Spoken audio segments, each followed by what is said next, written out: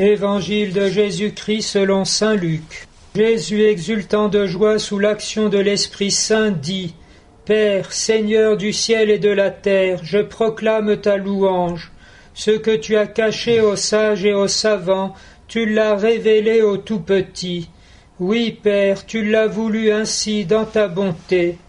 Tout m'a été confié par mon Père. Personne ne connaît qui est le Fils, sinon le Père. Et personne ne connaît qui est le Père, sinon le Fils, et celui à qui le Fils veut le révéler. Puis il se tourna vers ses disciples et leur dit en particulier :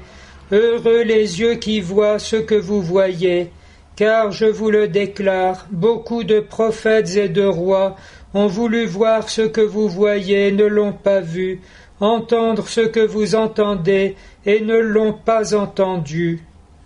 Nous sommes invités pendant tout ce temps de l'Avent et ensuite de Noël à contempler la plénitude de la divinité qui est présente corporellement dans l'enfant Jésus, pour reprendre une parole de saint Paul, et découvrir que nous sommes dans la nouvelle alliance éternelle, non plus dans le temps des promesses où l'on attend dans l'indigence, mais le temps de la foi où l'on a déjà en possession les biens éternels, jusqu'à ce que le voile soit enlevé à l'heure de notre mort et que nous ne voyions tout comme face à face, avec non plus la peur de pouvoir encore tout perdre. C'est actuellement certes un combat que de persévérer dans la foi, et pourtant la grâce de ce temps est une sorte de paix, de lumière, de joie contenue et très réelle, déposée dans notre cœur, parce que nous savons et nous regardons ce Jésus.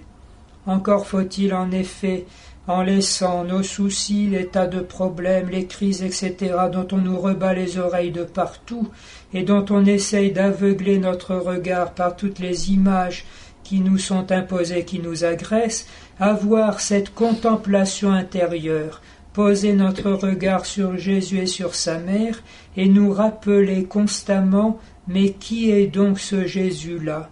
La première lecture nous propose d'entrer dans l'esprit de douceur, d'adoration, de crainte du Seigneur, de vérité, de force, qui découle, qui rayonne de sa personne, puisqu'il est justement le Christ, celui sur qui demeure le Saint-Esprit, alors qu'avant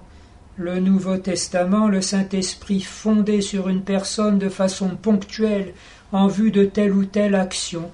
Ici, c'est la source même du Saint-Esprit, puisque Jésus est la deuxième personne de la Trinité, de qui procède le Saint-Esprit, du Père et du Fils, comme on le dit dans le « Je crois en Dieu ».